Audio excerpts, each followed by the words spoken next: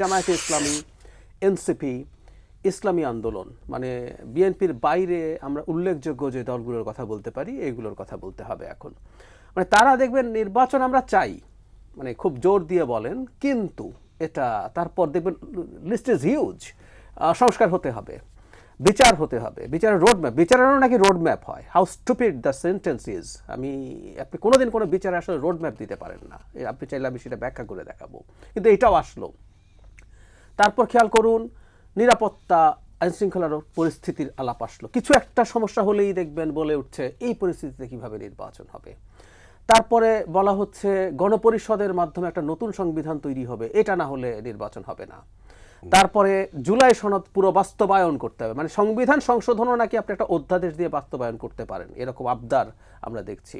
এবং ফাইনালি জামায়াতে ইসলামী লোয়ার হাউসে proportional representation ছাড়া। তো আপনি দেখেন অনেকগুলো জিনিস মাঠে নিয়ে আসা হয়েছে।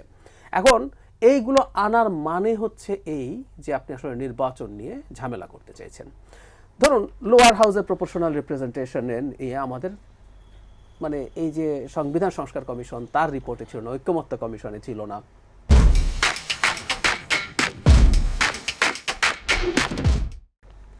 জামায়াতে ইসলামীও খুব অল্প কিছুদিন আগে এটা নিয়ে একেবারে রীতিমতো কঠোর অবস্থানে গেলেন, যদিও তাদের মানে গুরু জনাব গোলাম আজমের লেখার রেফারেন্স তারা দেন, এগুলো আছে, কিন্তু সাম্প্রতিক সময়েও ওনারা এগুলো নিয়ে কথা বলছিলেন না। ঐক্যমত্য কমিশনের সাথে আলাপের সময়ও এই কঠোর অবস্থানে যান নাই, এখন চলে গেছেন। শুধু সেটা না, এটাকে এস্টাবলিশ করার জন্য তাদের মিথ্যাচারও দেখছে। মিথ্যাচার শব্দটা একদম ক্যাটাগরিক্যালি বলছি। জামাতের নায়েবে আমির, আমি চাইলে এটা স্ক্রিনে দেখাতে পারবো, জনাব আব্দুল্লাহ মোহাম্মদ তাহের বলেছেন ৭১% মানুষ এই সংসদ নির্বাচনে, ৭২% বলেছিলেন, আচ্ছা ৭১ বা ৭২ এই সংসদ নির্বাচনে চাই সুজনের নাম করে, সুজনের স্টাডির। অথচ সুজনের স্টাডিটা হচ্ছে এই ৭১ বা ৭২% মানুষ উচ্চ কক্ষে প্রপোর্শনাল রিপ্রেজেন্টেশন চায়, সংখ্যানুপাতিক উচ্চ কক্ষে চায়।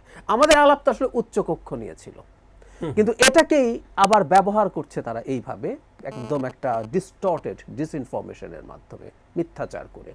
আর এভাবে আমরা বলি, মানে এত মানুষই যদি উচ্চকক্ষ চেয়ে থাকে, কথার কথা লোয়ার হাউস এটা চাই নাই, আবারও বলছি এটা মিথ্যা কথা, কিন্তু যদি এটা চেয়ে থাকে তাহলে আপনারা ভোটে এটাকে ম্যানিফেস্টো করলে আপনি তো জিতে যান, তারপরে এসে করেন টরেন।